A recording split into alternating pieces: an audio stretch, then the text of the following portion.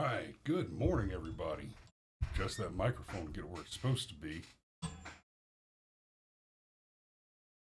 Uh, yeah. Let's do us a show.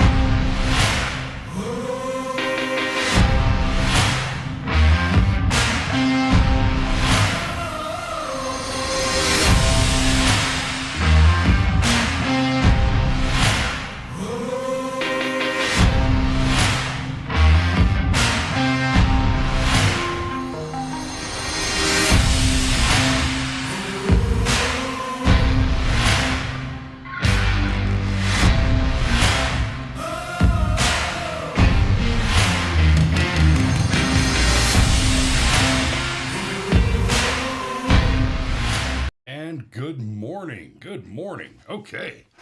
Well, we did not talk much about the Trump assassination yesterday because here on this show we covered it Sunday night. We didn't rest on our laurels and wait till the next morning to do the show. So today I've been looking at some articles this morning, and I want to talk a little bit about the fallout. So there's some stories, some history that I want everybody to understand before we get into what these sociopaths are saying about the second assassination attempt. And one of the things that you need to understand is it's more like the fourth or fifth, right? We don't tend to refer to it as an assassination attempt. There was an incident at one of the Trump rallies during the 2020 election cycle where a guy who apparently, for the purpose of attempting to assassinate Donald Trump, stole a gun from a security guard and had to be dealt with there. He didn't get any shots off, but that was the thing that happened. And then more recently, with respect to what's referred to currently as the first attempt, there were also two others associated with that. One of them a plot by Iranian military to assassinate Donald Trump, and the other one appeared to have been another shooter, kind of like this Ralph guy, who is the second assailant. So there have been at least 4 or 5 total plots, and at least 3 of those resulted in an actual attempt. Now, it is fair to say, with all the facts on the ground, that what we're referring to as the first attempt, the one at the Pennsylvania rally 2 months ago, was the first one that had any real teeth, that actually put the president in danger. And when we say put him in danger, I mean, it's hard to argue with that claim because he got shot in the head. I mean, Donald Trump got shot in the head for trying to be the president. And then this most recent one on Sunday, which is being referred to as the second, was, it arguably had a little more teeth than either of the other plots that didn't result in an actual maneuver. So that said, they keep saying it's the second attempt. No, this is at least 4 or 5 now. And that we know about. Let's not forget, there have been dozens, if not hundreds or more threats. Now, that doesn't mean that every threat should be taken seriously. And of course, the signals that we get from our government are that every threat should not be taken seriously. one woman who threatened Joe Biden, threatened to assassinate, or I'm sorry, one woman who threatened to assassinate Donald Trump, for example, was arrested and questioned and then released. Uh, but it's worth mentioning that around that same time, in fact, within a day or two, there was an elderly disabled gentleman who apparently couldn't get around without his motor scooter, who made threats against Joe Biden's life. And when we say threats against Joe Biden's life, we mean he posted one threat on social media. And oh, wait, how did that turn out? Oh, that's right.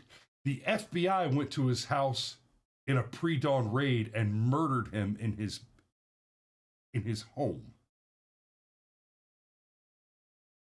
So clearly, as far as the Biden administration, the Kamala Harris regime, the current corrupted and weaponized Department of Justice and FBI are concerned, quite simply, all assassination attempts are not created equal. In fact, the mere whiff of impropriety as related to Kamala Harris or Joe Biden just might get you pre-dawn murdered by their Gestapo. While apparently guys like the two shooters that have now taken a shot at Donald Trump can be on the FBI's radar for years. Right? And when we say on the radar for years, just real quick, let me pull this one up for you from oh Jesus, guys, over there in the infamous thread, y'all have flooded me out. There we go.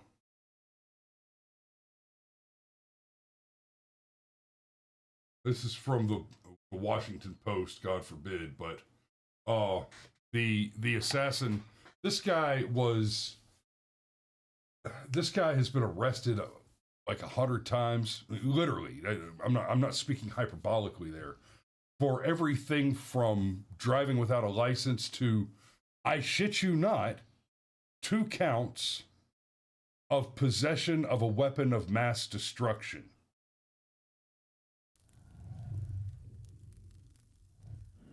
Not illegally possessing a firearm, which, by the way, at the time, as of Sunday, on Sunday, what he's being charged with for what happened on Sunday is possession of a firearm while being a convicted felon, right? He had a firearm even though he's a convicted felon. And we could talk another time about Second Amendment rights and whether or not it's okay for felons to be denied firearms. That's beside the point. We talked about this with Hunter Biden, right? Many of the charges that are being leveled against Hunter Biden vis-a-vis the firearms are illegitimate charges because of the nature of the Second Amendment and how those laws are bad. But the fact of the matter is that the law is what it is. So we're talking about a guy who said, in defiance of the law, I am choosing to do that which is prohibited, rather than combat the illegitimate prohibition. Right? So he was arrested on Sunday, and he hasn't been charged as I understand it, he hasn't been charged with anything like attempted murder or the attempted assassination. No. He's been charged with the felony possession of a firearm by a felon and the possession of a firearm with an obliterated serial number.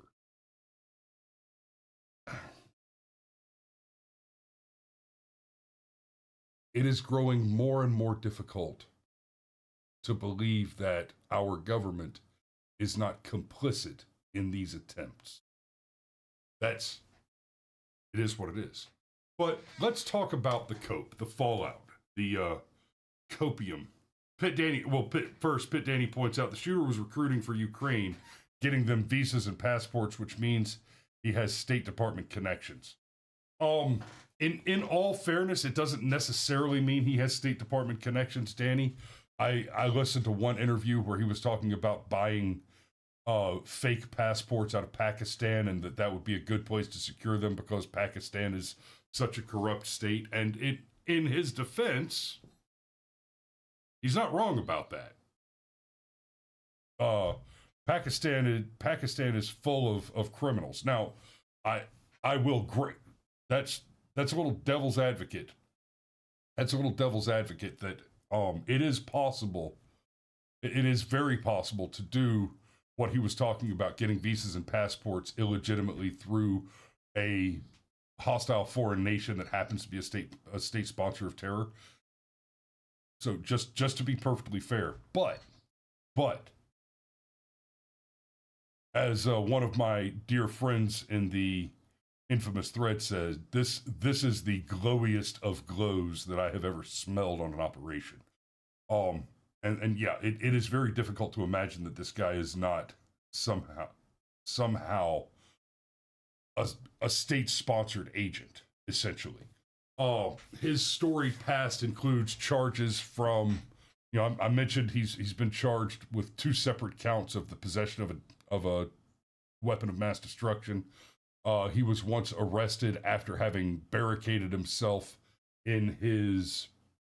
He owned a roofing company at some point, and was arrested after having barricaded himself into the roofing company and had a shootout with the police with his machine gun. There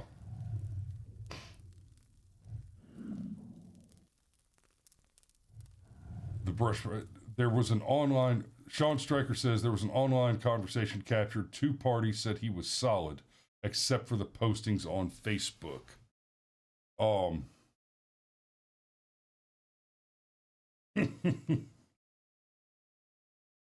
Of course, you didn't bookmark it.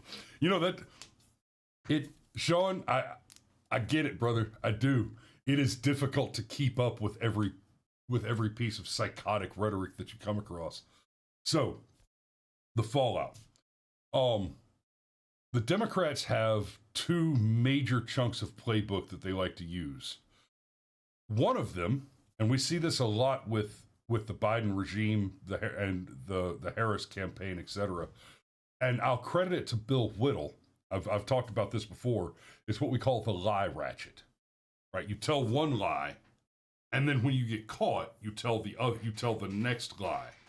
And the other one is of a piece, and this is more of the one that we're seeing now. The other one is the just predictable order. It's not happening. Well, you can't prove it's happening. Well, that's not actually proof. That's just bullshit witness testimony. Okay, maybe it's happening, but it's not that serious. Okay, it's serious, but it's actually a good thing. And it's serious, it's a good thing, and you're a racist if you don't agree. Right? Take the Pets story, for example. For a couple of days before the debate, we saw the memes on X and Facebook, etc., about the Haitian migrants eating pets in Springfield, Ohio. We even ran a story about it I think it was the day before the debate. We talked about that on the air. And then Donald Trump brought it up on the debate stage. They're eating the dogs, they're eating the cats, right? And, of course, he gets fact-checked there, and we've talked about that fact-check, how the fact-check that he got hit with. David Muir should be ashamed, should just be absolutely ashamed of going to a fact-check like this. Well, we contacted the Springfield city manager, and he said that there's no credible evidence that anyone has harmed or eaten any person's pets. There are no credible reports. So what he wants you to believe is that it is categorically not the case that the thing is happening, based on the evidence that a bureaucrat has, rather than saying there have been no reports, has said that the reports we have are not, in my personal opinion, to be believed. Well, that sounds like a categorical confession that there are reports. And let's be clear, in the realm of evidence, even false reports are evidence. Right? If 50 people call the police and lie about Haitians eating cats, that is a very different thing than 0 people have said anything on several levels, right? Let's say hypothetically 50 people lie to the police and make official reports that people are eating cat. Well, you don't know that those are lies. What you do know is that the police have gotten 50 reports. That is sufficient to make you ask the question, at a minimum, to ask the question, are these reports true? And initiate an investigation on whether or not those reports are true. Right? Even bad evidence is evidence. And now I'm not necessarily saying that's a good thing, but the fact remains that the difference between there is no evidence and there is evidence of indeterminate quality and value are night and day. For example, there's not a you'd be able to understand this one easily. There is a much bigger difference between being shot 0 times and 1 time than there is between being shot 1 time and 10 times.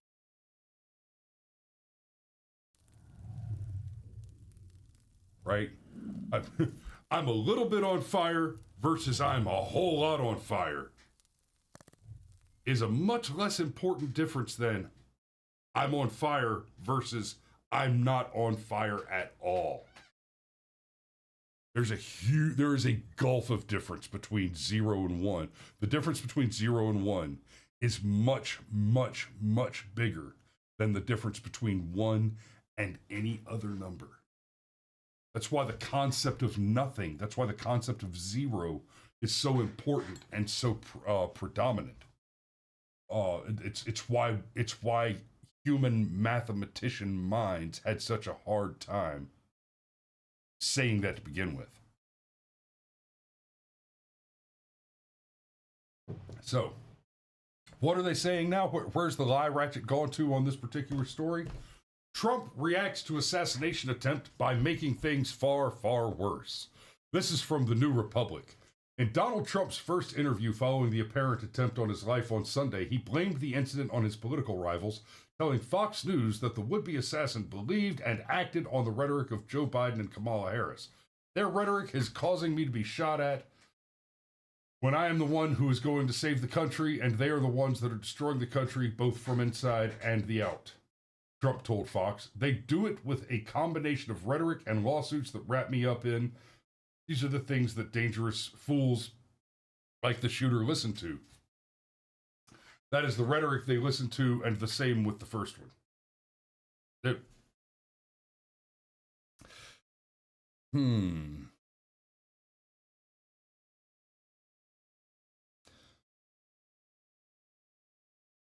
I gotcha.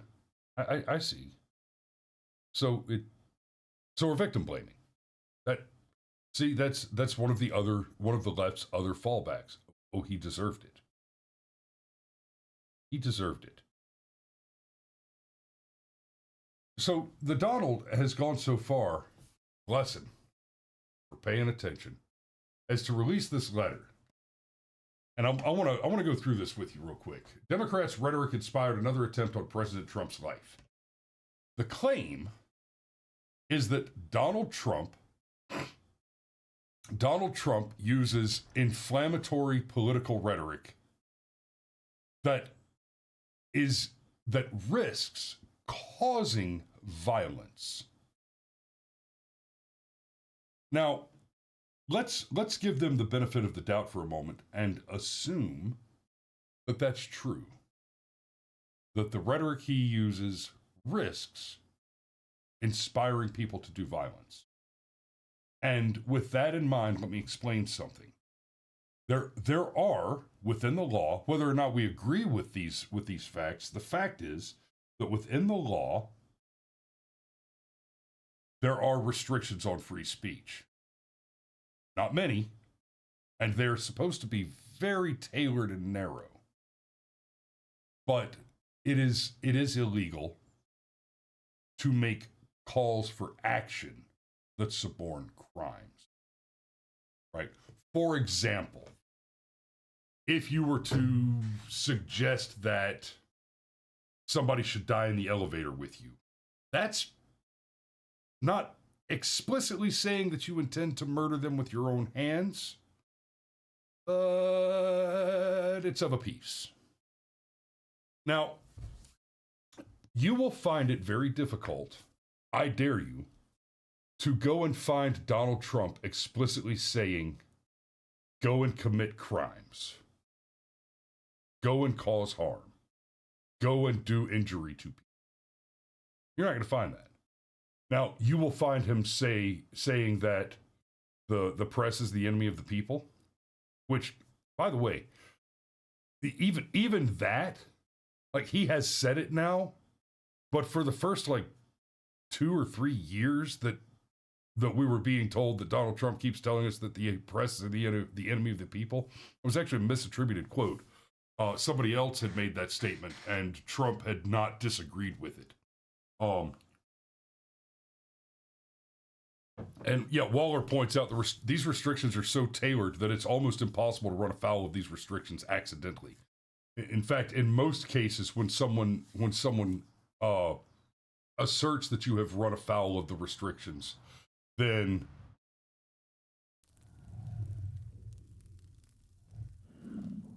if you, I'm sorry, I just got distracted by a comment. If you run afoul of the restrictions, or if you're accused of running afoul of the restrictions, then there's some other agenda to fabricate charges where charges do not naturally follow. But so we're told that Donald Trump's rhetoric is responsible, and to rebut that claim, he points out this is the rhetoric of the left. Right. Yesterday, President Donald Trump was the target of a second assassination attempt in as many months. That's right, 2 months, almost 2 months to the day. I think the first one was on the 13th, and the second one was on the 15th.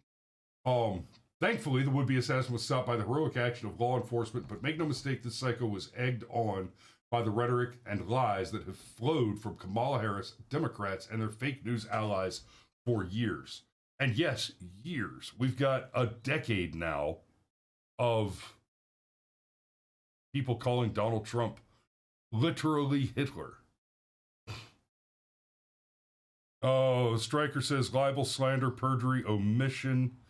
Omission is a hard one to prosecute and argue too. But basically, Stryker, you've got libel, slander, perjury, and calls to action, right?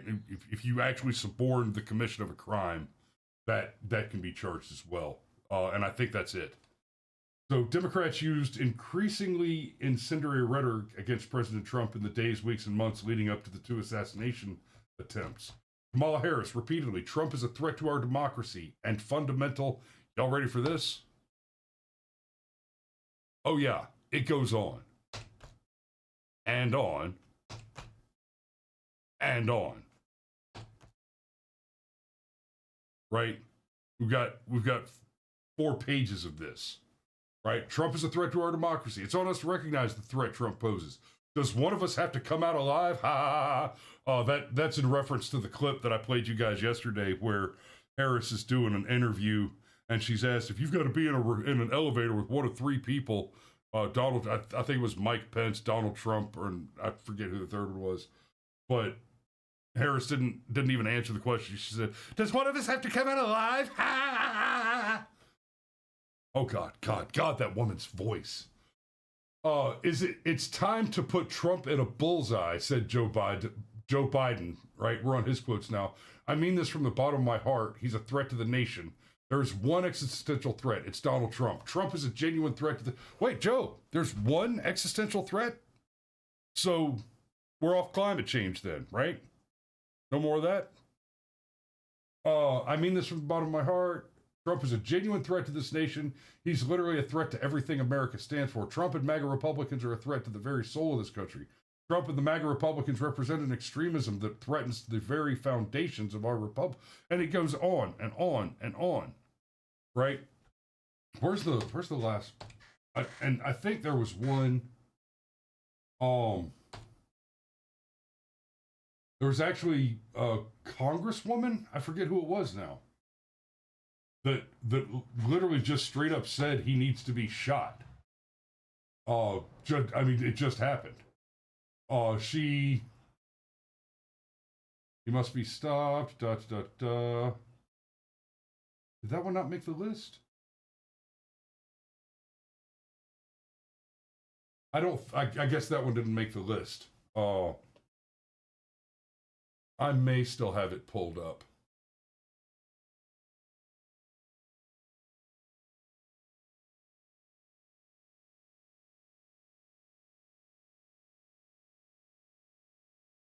Okay, bear with me a second. I'll see if I can find that one real quick.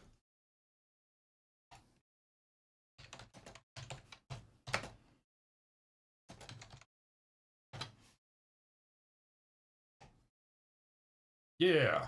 I thought only have had the codes, but now having the classified information for Americans and being able to put that out and share it, having Trump not only have had the codes, but now having the classified information for Americans and being able to put that out and share it in his resort with anyone and everyone who comes through should be terrifying to all Americans, and he needs to be stopped. Having Trump only have... So, fair play, she corrected herself, but fair play. That's a hell of a Freudian slip. Right? And this is who these people are. Oh, there you go. Democrat Rep. Stacey Plaskett. Yeah, Democrat Rep. Stacey Plaskett said that. This is who these people are. If you said it, it didn't happen. If it did happen, it's not a big deal. If it is a big deal, well, then it's a good thing. If you don't think it's a good thing, then you're a racist, and it's your fault. And then, of course, the victim blaming. Oh, it's Trump's fault because Trump uses, inflammatory rhetoric. It's Trump's fault. It's Trump's fault, et cetera, et cetera, et cetera. You know, I have often argued that, listen, sweetheart, it's a bad idea to wear the little short skirt and drink yourself silly and then walk down dark alleys in bad neighborhoods. You should avoid doing that because you will be safer if you do that. And, of course, the lefties will come, oh, you're victim blaming. It's not her fault. It's the rapist's fault. Whoa, whoa, whoa, whoa, whoa, whoa, whoa, whoa. No. You're making a big damn leap to say that that's victim blaming. Right? I did not say, hey, you rape victim, your attacker should be entirely exonerated and forgiven because you were asking for it. What I said was, hey, you potential future victim, here's a set of specific and intelligent tactical instructions which, when followed, will dramatically decrease your risk of suffering victimhood. Well, the Donald has the specific set of instructions, and fair play, one of the instructions on the list of tactical ways to avoid being the assassinated presidential candidate is to just not run for president. Fair play. But,